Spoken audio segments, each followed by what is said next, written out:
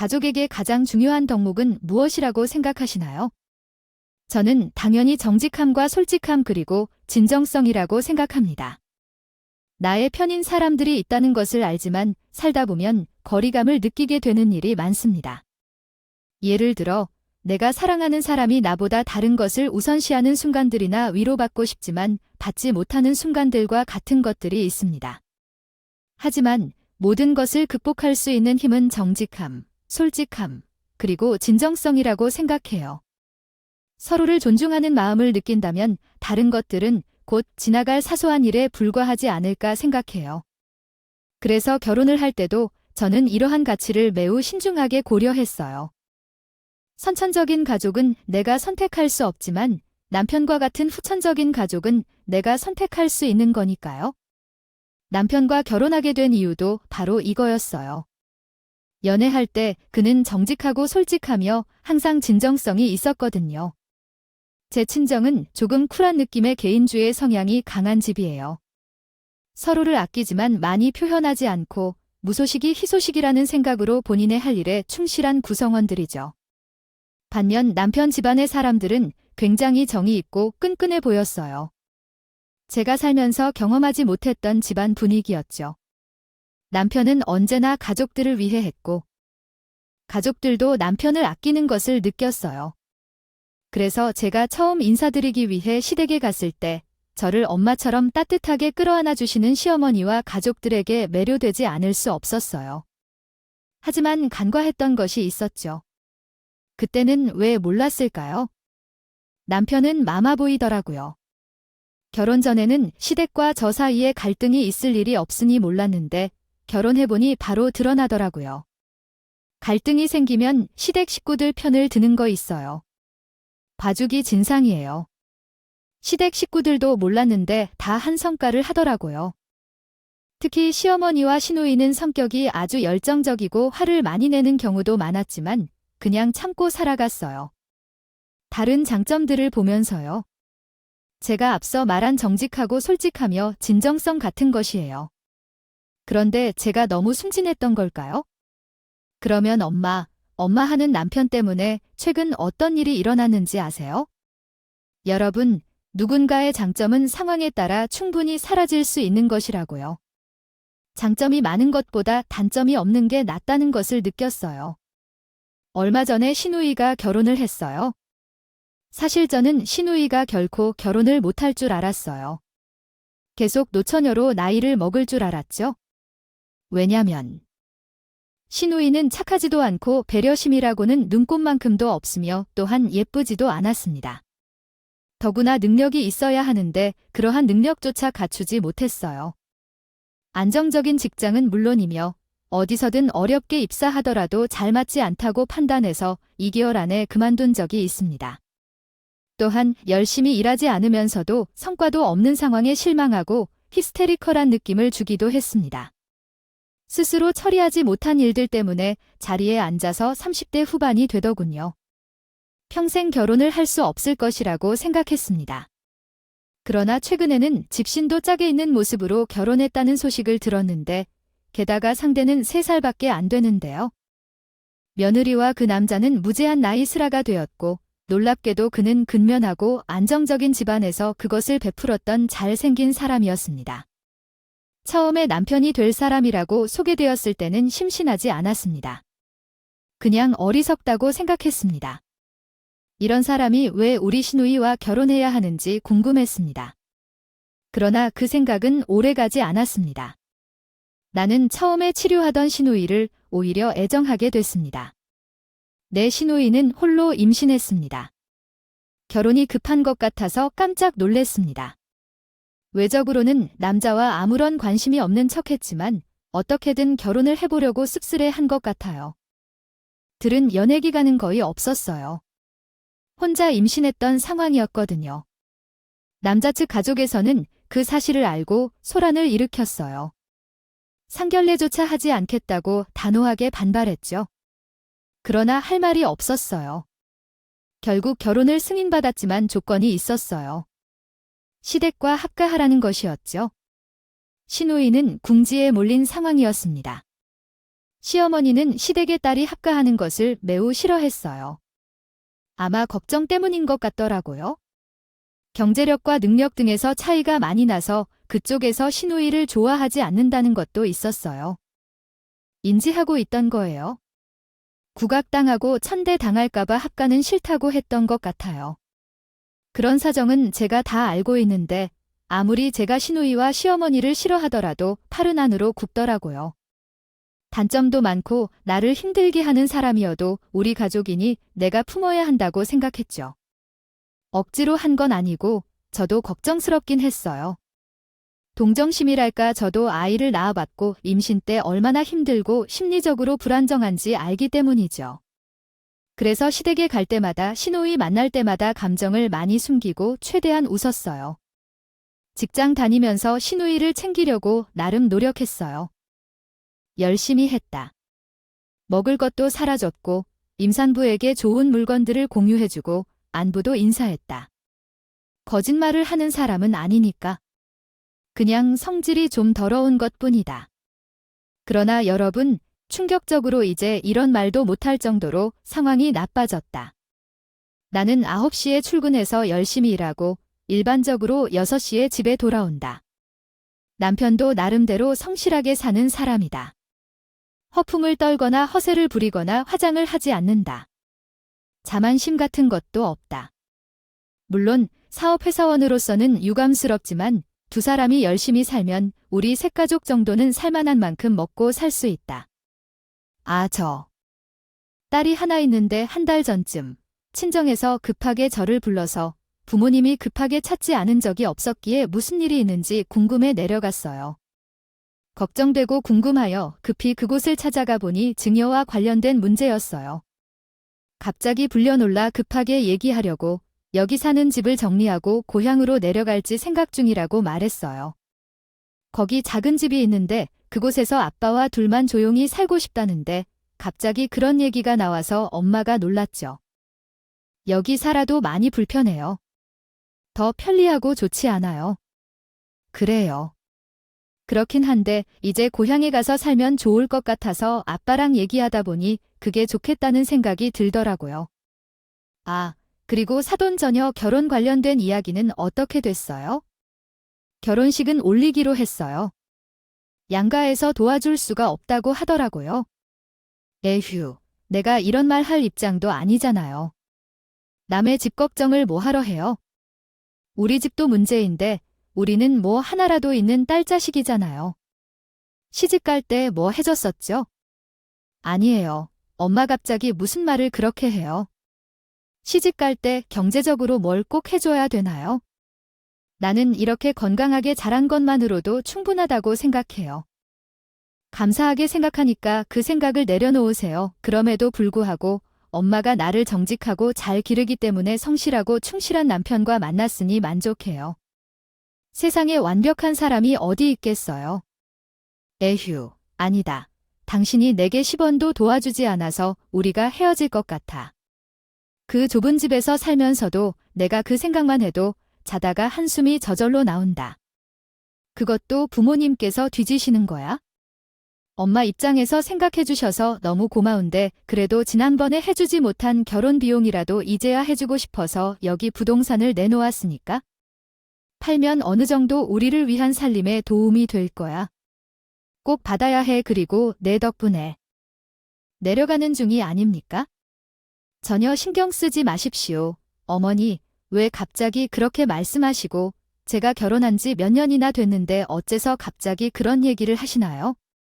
제가 진심으로 고향에서 사는 게 더 편해서 그래요? 저는 일남 일녀 중 장녀인데 최근에 친정어머니가 고민이 많은 모습을 보였었습니다. 그게 아마 아파트 문제 때문인 걸까요? 저는 친정어머니가 최근에 퇴직을 하셔서 마음이 심란할 수도 있을 것 같았거든요. 근데 그것만이 아니었을지도 모르겠네요. 고향에서 사는 게 편해서 그래요? 여기 집을 판다면 9억 정도 나올 것 같아요. 그거 너, 동생, 그리고 나 3명이서 각자 3억씩 나누자. 서울 아파트를 완전히 청소하고 정리하는 것이 마음이 편할 것 같아. 편하게 미리 정해두는 게 좋을 것 같아. 아직은 이사를 나가지는 않았지만 여기 사는 집도 곧 나가게 되지 않을까 생각돼. 이사를 하면 다시 얘기해보자. 엄마야, 나는 그래도 엄마와 가까이 사는 게 더 좋아요. 엄마가 고향에 가고 싶어 하는 마음 중에 단 1%라도 진심이 아니면 가지 말고 같이 서울에서 살아요. 동생도 엄마와 아빠가 고향에 내려가는 것을 알고 있어요. 진심이야. 고향에 가서 아빠와 함께 온도선을 따라 조용히 살면 풀도 많고 공기도 좋고 건강에 더 좋을 거야. 좋아, 그런 말이야. 동생에게도 말했어. 근데 3억개 줄은 우선 내가 갖고 있으려고 사랑하고 있는 여자를 찾아 결혼하면 그때 살림의 보태라고 설명했어. 지금 줘봐야 너는 이미 결혼했으니까 어디 있을지 한번 잘 생각해봐. 삶의 질을 향상시킬 수 있으면 할 거야. 일단 알았어요. 엄마에게는 존중할 거예요. 그리고 너무 감사해요. 지금보다 조금 더 넓은 집으로 이사 가면 갖고 싶던 둘째 아이도 가질 수 있을까 싶네요. 신중히 생각 많이 해볼게요. 친정 엄마의 말을 듣니까 마음이 따뜻해져. 너무 고마워해. 제가 조금의 여유 자금이 생기면 더 넓은 집으로 이사하고 싶어요. 지금 집 가격에 그 돈을 더해서는 지금까지 남편과 함께 아동바둑을 통해 모은 돈으로 17평짜리 집을 구입해 살고 있어요. 가족 3명이 살기에는 너무 좁아서 둘째를 포기하지 않을 수 없었어요. 언제나 두 아이를 키우는 게 제 꿈이었거든요. 남동생과 함께 자랐던 경험은 제게 소중한 추억이자 힘이 되었기 때문에 우리 자녀들도 서로 의지하면서 사는 것을 바랬어요. 그런데 그런 생각을 하다가 시누이가 임신한 것을 보게 되면서 특히 그 시기가 더 의미 있게 느껴졌어요. 둘째 생각이 자주 들었어요. 하지만 어차피 어떻게든 되겠죠. 2명을 어렵게 키우는 것보다 하나를 잘 키우는 것이 더 낫다고 생각했어요. 결국 친정에서의 증여 사실을 듣고 남편에게도 공유했어요. 남편은 그 사실을 정말 좋아했죠. 그러나 그 소식이 얼마나 빨리 시댁으로 퍼져나가는지. 얼마 지나지 않아 시어머니가 저희에게 연락을 주셨어요. 평소에 거의 연락이 없던 분이었는데 시어머니가 이 주제에 대해 언급하자마자 내 마음속으로 친정 양치님들이 정말 대단하시고 감사하시겠다는 생각이 들었어요. 왜냐하면 우리 집은 돈이 전혀 없어서 저희에게 물려줄 것이 하나도 없어요.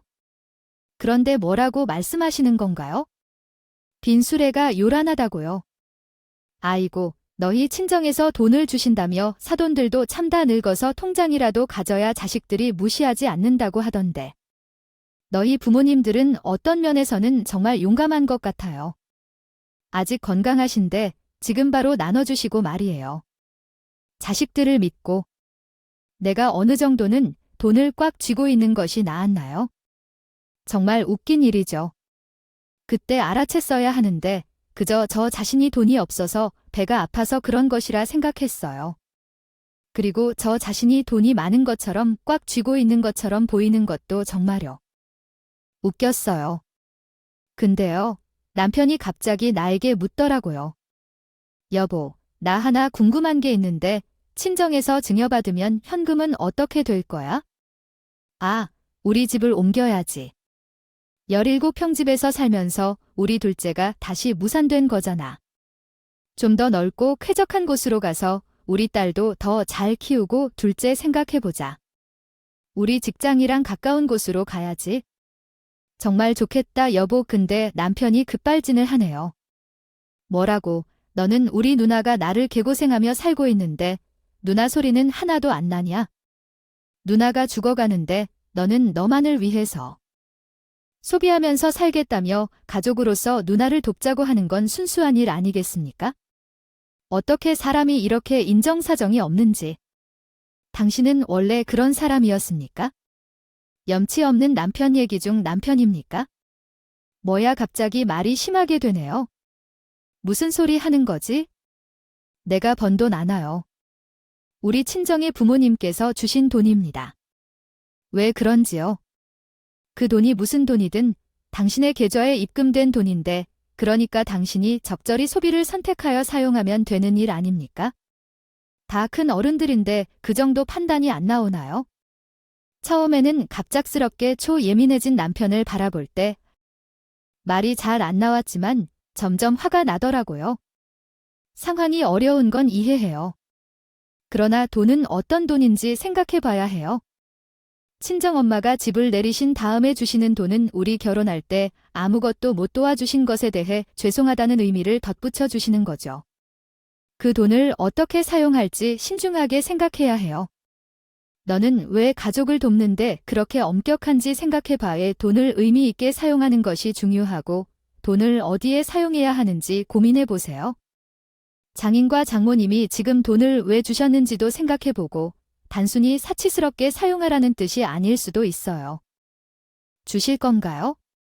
누구든 사정이 안 좋은 건 분명해서 알고 계시잖아요. 토크를 해야 해서 좀 도와주시라고 하신 거죠. 어쨌든 우리 엄마는 몇 달 전에 퇴직하셨어요. 고향에 내려가기 전에 정리하신 거예요. 그 타이밍이 비슷하게 겹쳤고 조금 사치스러운 것도 세심하게 살아온 사람인데 좁은 집에서 열심히 살아온 사람에게 사치 같은 소리를 하고 있어요. 17평집에서 살던 우리 가족이 조금 더 큰 곳으로 이사를 가게 되는 건 사치라고 생각해요. 그러니 좀 제정신 차려야 해요. 나이가 들면서 그런 말을 하게 되지 않을까 하는 느낌. 후배들도 생각할게요. 점점 연령이 들어가면서 출산 날짜가 점점 임박해져요. 집을 어떻게 정리해야 할지, 어디로 이사할지 걱정하고 있는데 남편은 여전히 시부모님의 집에만 신경 쓰고 앉아 있어요. 우리 누나는 체력으로 엘리베이터가 없는 집에서 어떻게 살 것인지 이상하다는데 도저히 이해가 가지 않아요.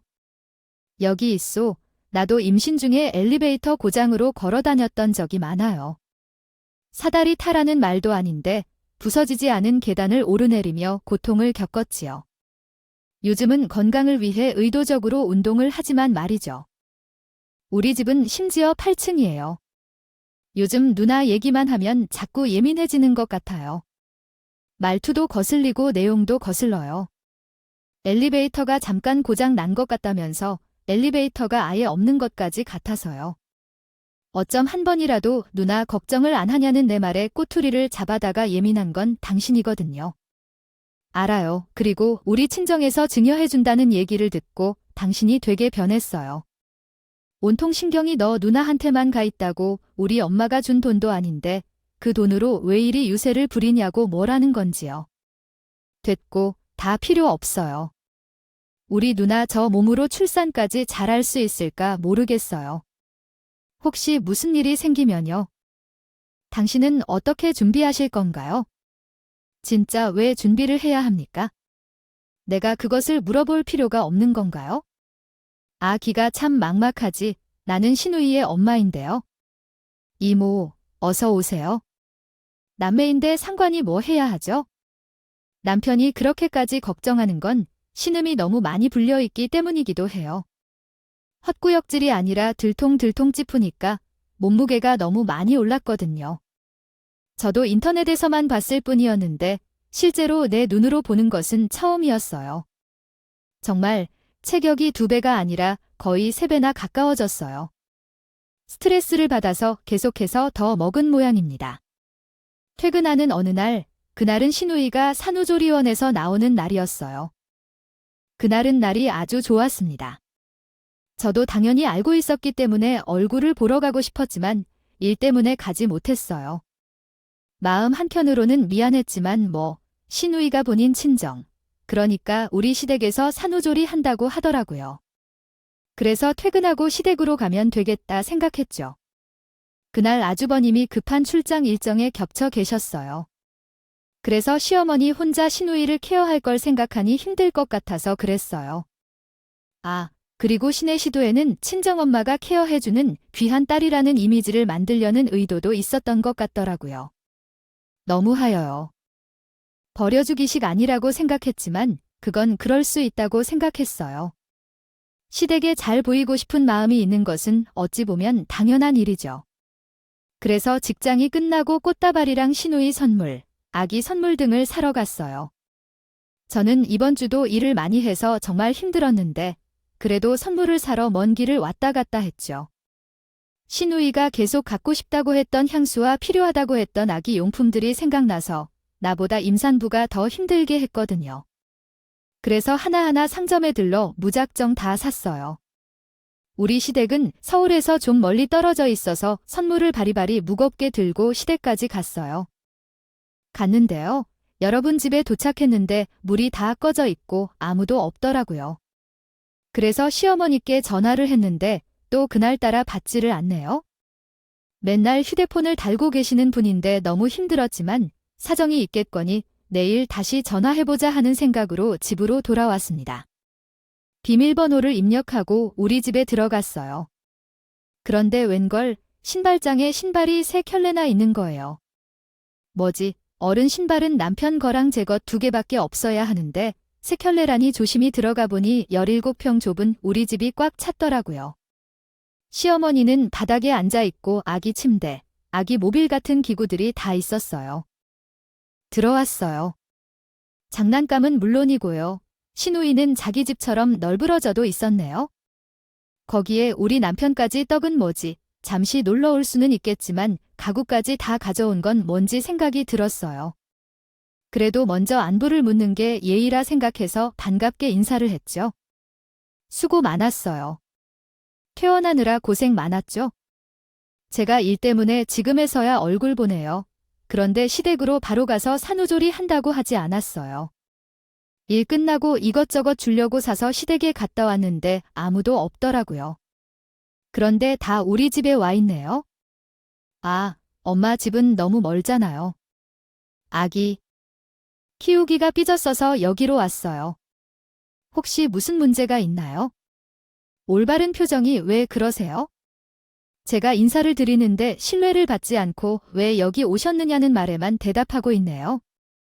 남의 집에 이유 없이 오셨다고 물었더니 힘들어서 오셨다는데 더 할 말이 있나요라고 당당하게 대답하는 모습에 제가 되어 있나요? 그래도 여기는 우리 식구가 사는 곳인데 말을 하고 오셔야 하는 게 아니에요? 그리고 집이 있으신데 출장을 다녀오셨으니 집에 가서 푹 쉬시면 될 텐데 왜 굳이 여기에 오세요? 저도 일하고 와서 너무 피곤한데 제 공간에 이렇게 들이닥치시면 어떻게 해야 할까요? 맞긴 해요. 계속 그냥 집에 가서 엄마가 돌봐주게 할까도 생각했었어요. 그런데 우리 빌라에 엘리베이터가 없다는 것이 생각나서요. 제가 어떻게 관리를 해야 할지 마음이 조급해졌어요. 엘리베이터가 없으면 어렵잖아요. 어린이를 매번 안고 계단을 오르내릴 수밖에 없고 순간적으로 많이 화가 나더라고요. 엘리베이터 없는 것은 곤란한데 누가 그럴까요? 임신한 사람에게 맡긴 해 요소. 보통이면 큰 소리로 화를 낼 텐데 아이가 잠들어 있어서 조용히 말했어요. 조용히 하니까 저를 경멸한다는 느낌이 강해질까요? 시어머니가 조금 술을 마셨어요. 이 가족 구성원끼리 나는 과연 가족인가요? 망할 놈의 집구석. 얘야, 가족끼리 그 정도도 이해 못해주니 그리고 이제 곧 비워지는 거 아니에요 뭐 아르아이를 데리고 이 집을 오갔다 했다가. 그냥 여기에 정착해도 괜찮지. 그래서 그냥 아이 용품들 다 가지고 여기로 곧장 왔다 뭐 불만 있니? 그게 무슨 소리예요? 여기를 왜 비워요? 남편이 옆에서 말했어.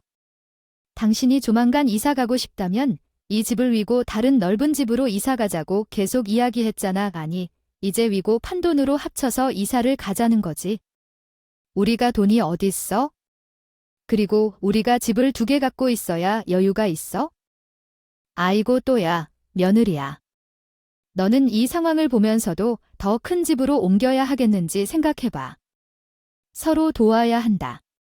너는 시누이예요. 지금 아기는 없고 그렇게 어렵게 보이나? 그냥 너가 일하는 곳 가까운 곳으로 이사 간다면 돼. 어머니는 지금 사시는 그 집을 팔아주고 도와줄 수 있겠지? 딸이지만 그 정도의 일도 해주지 못하나요?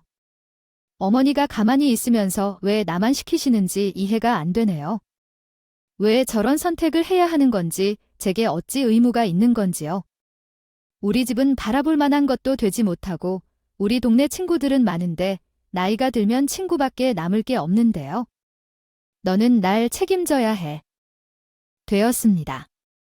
지금 즉시 나가 주십시오. 이렇게 갑자기 찾아오시는 것은 적절한 경우가 아닙니다.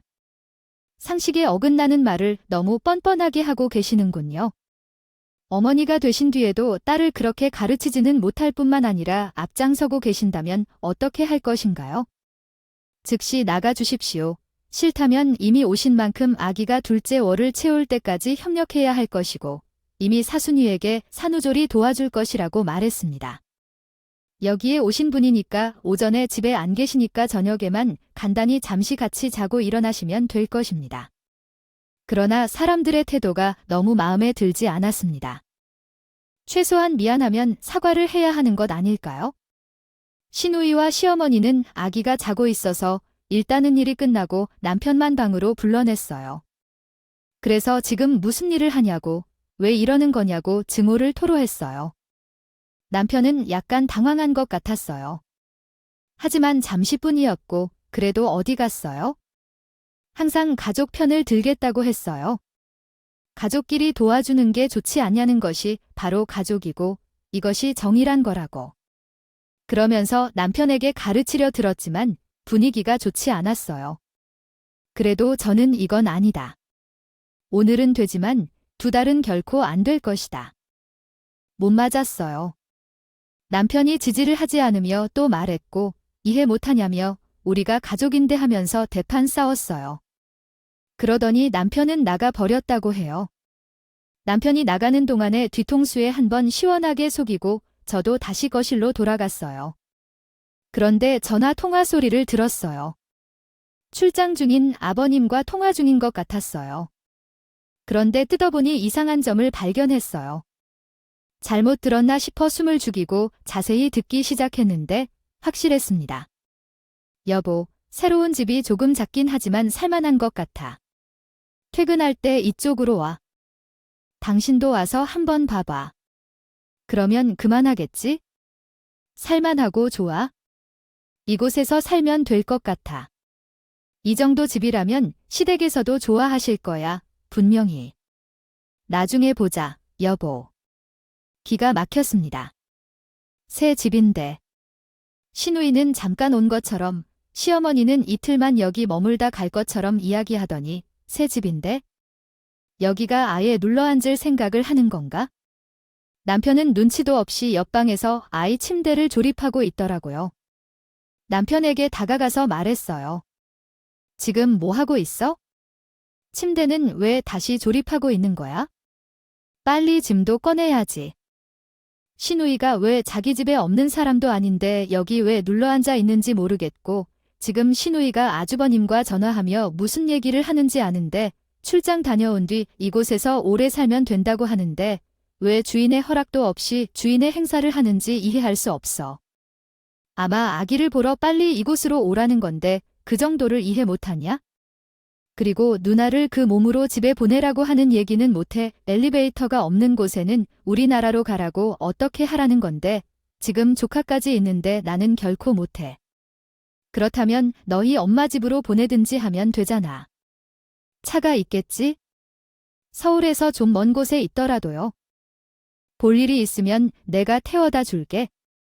아니야. 그리고 산후조리 하는데 서울이건 아니건 그런 게 중요한 게 뭐야? 그냥 조리할 건 있으면 되지. 왜 다들 우리 집에 와서 난리야? 저기요. 우리 엄마는 그 동네에서 30년 넘게 살았어. 엄마한테 친구들은 이제 애들이 다 커서 호강시켜준다거나 뭐 사줬다 자랑하고 있는데 우리 엄마는 딸 산후조리 시켜줘야 하는 신세잖아. 동네 사람들이 그걸 거기서 어떻게 하나요? 입장을 좀 바꿔봐. 엄마가 얼마나 창피하겠어? 그게 왜 창피한 건데?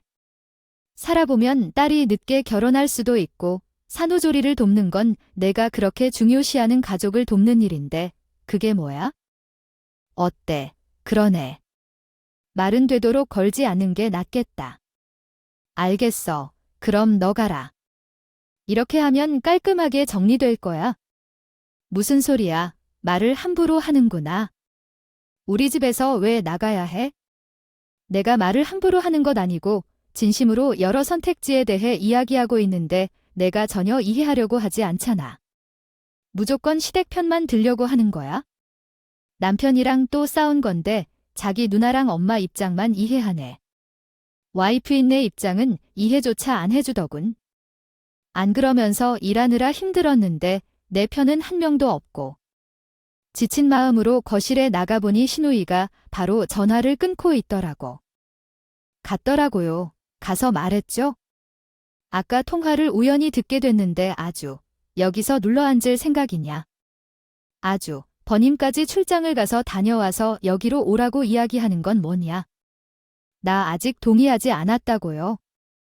근데 들어보니 아이가 나오게 된 지 한 달 전부터 신우이 시댁 측에서는 자기 집으로 들어오라고 난리였대요.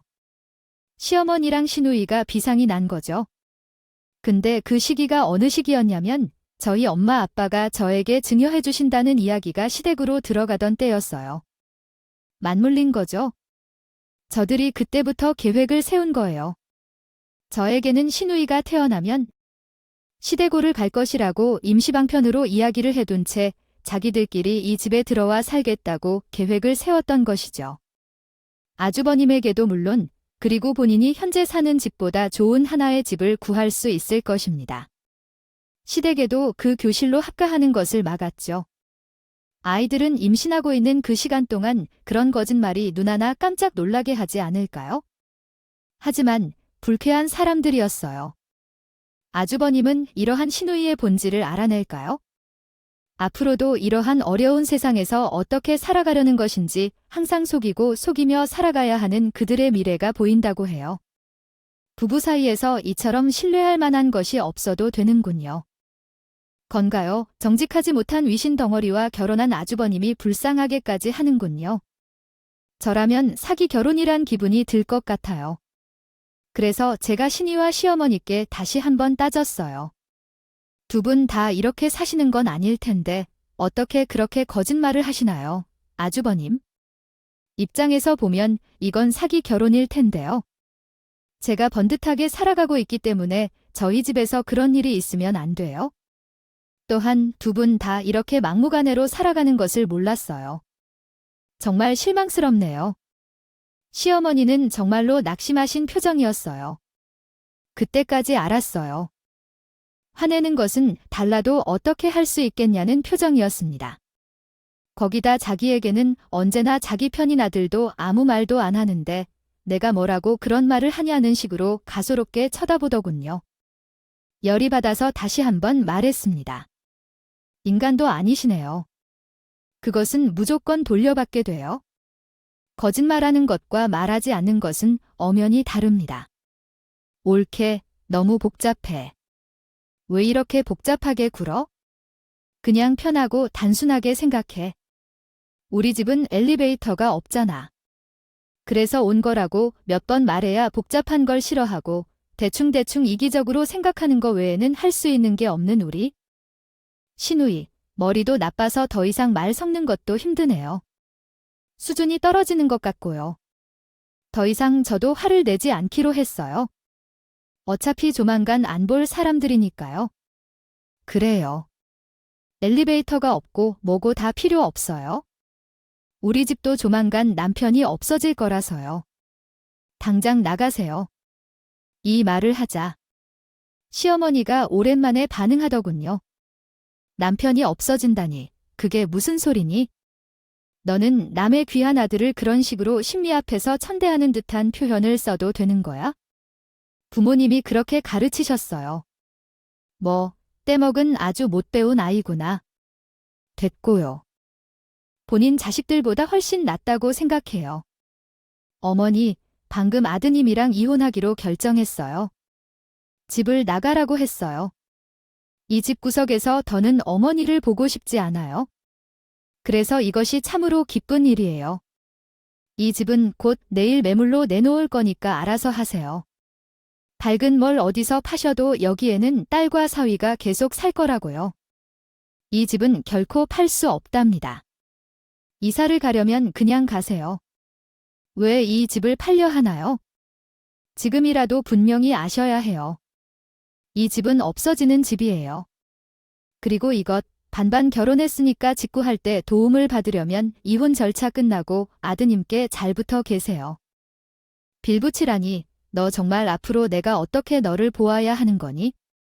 나는 너희들과의 인연을 끊겠다고 이런 식으로 무개념하고 몰상식한 곳에서 참아내며 A가 한 말에는 이유가 전혀 없으니까. 그리고 밖에서 담배를 피우고 있는 남편에게 다가갔어요. 확실히 이혼 이야기를 꺼내려고 했지만 말이 섞이기 싫었지만 그래도 다가갔어요. 그런데 통화를 하고 있는데도 가까이 다가가도 내 존재감을 전혀 느끼지 못했다고 해요. 자세히 들어보니 아주버님과의 대화를 하고 있었던 거예요. 신우이랑 방금 전에 전화를 하고 이번에는 남편이랑 대화를 하는 모습이었나 봐요. 남편의 얼굴에서 웃음이 피었어요. 서로 놀랐어요. 나의 개인적인 행동에 감사하며 서로 고마웠어요. 그러나 가만히 들어보니 다시 이상한 말을 들은 것이었어요. 남편에게도 저 정말 쏘가온 적이 있죠? 그냥 많아 보이게 하려고 했다고 생각했는데 그 수준이 아니었어요. 시누이와 시어머니 못지않은 가족사기의 멤버였나 봐요.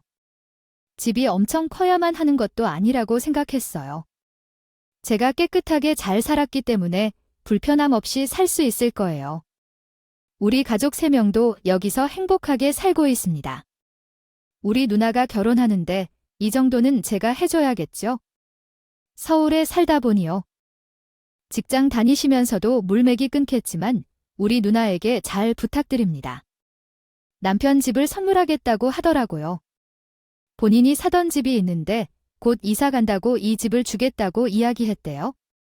누나 결혼 선물이라고 하더군요. 시댁보다 우리 집이 더 좋고 시누이 집보다도 이곳이 훨씬 더 좋으니 제게는 그 이야기를 듣고서 단 한 번 묻지도 않고 제가 증여받아 이사가자고 제안한 이야기만 듣고 이 일을 무시했습니다.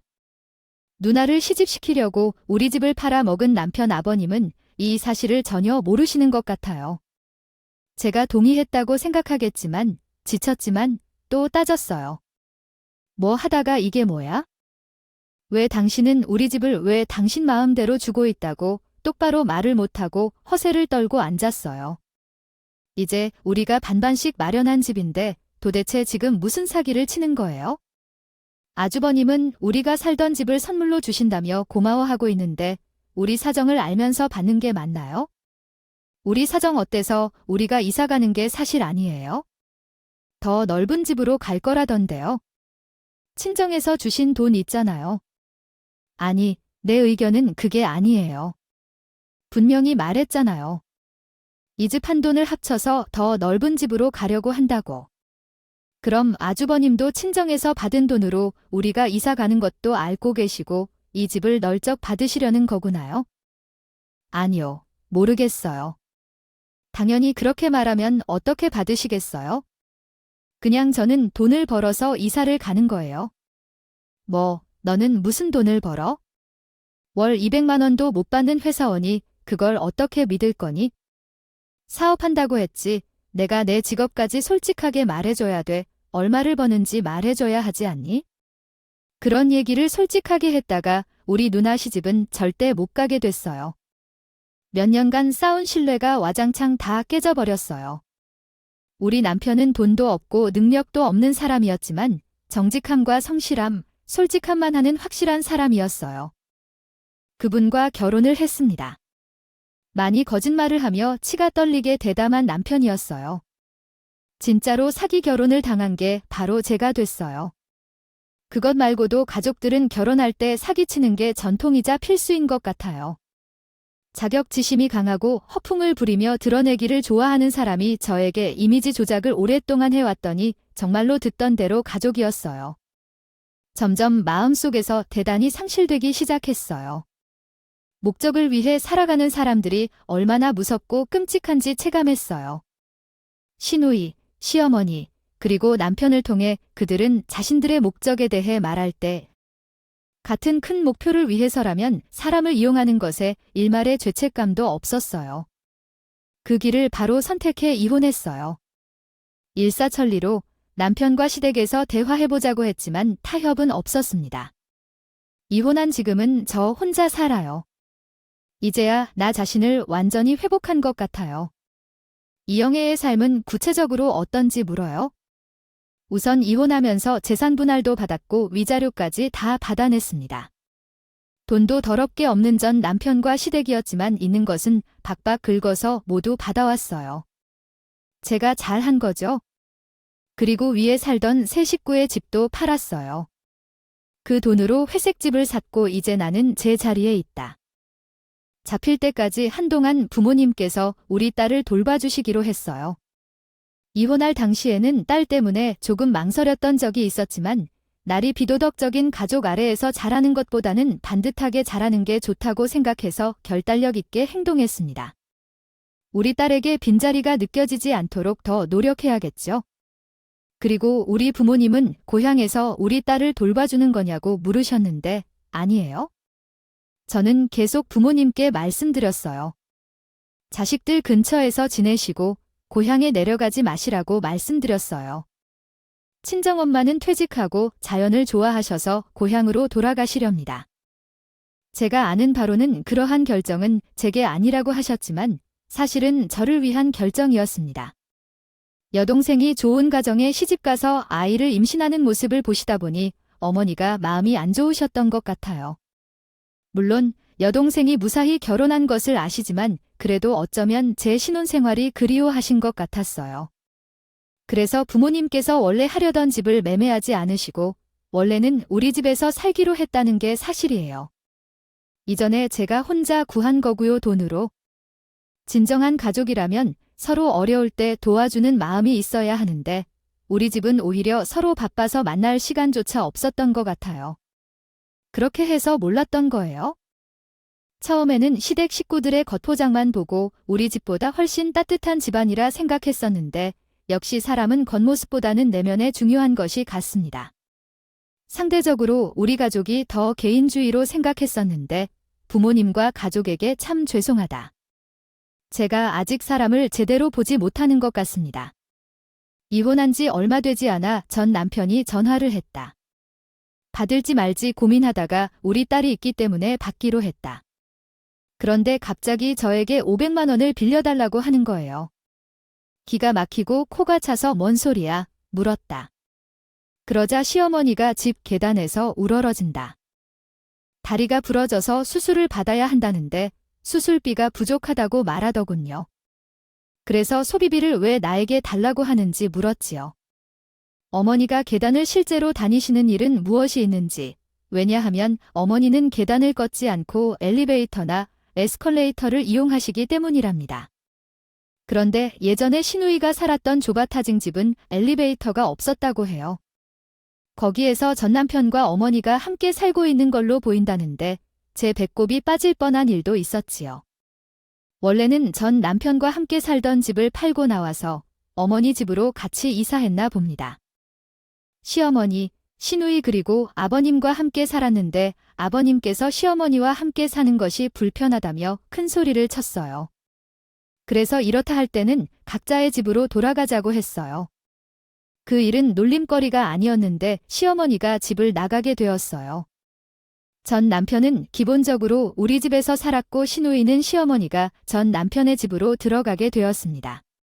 그래서 현재는 전 남편과 저, 그리고 엄마 셋이 함께 살고 있습니다. 둘의 성격이 비슷해서 같이 살면 좋을 것 같아요. 시어머니는 엘리베이터가 없는 아파트에서 오르락내리락 하다가 넘어져서 수술을 받게 되었지만 그럼에도 불구하고 참 양심과 자존심이 없으셔요. 500만 원을 빌려주실 수 있나요? 전화를 받았는데 어떻게 대처해야 할지 모르겠어요. 다음 날 즉시 접근 금지 요청을 넣었습니다. 사람은 정말로 변하지 않는 것 같아요. 우리는 돈이 필요하면 아무 일이나 할 수 있는 사람들이죠. 전 남편도 시어머니와 같이 신혼살림을 잘 꾸리기를 바라는 마음입니다. 정말 좀 이상한 상황이군요. 주변에 돈을 밝히는 사람이 있다면 조심하세요. 돈을 밝히는 사람들은 얼굴에 돈을 붙여두고 접근하는 사람들이 아니라고요.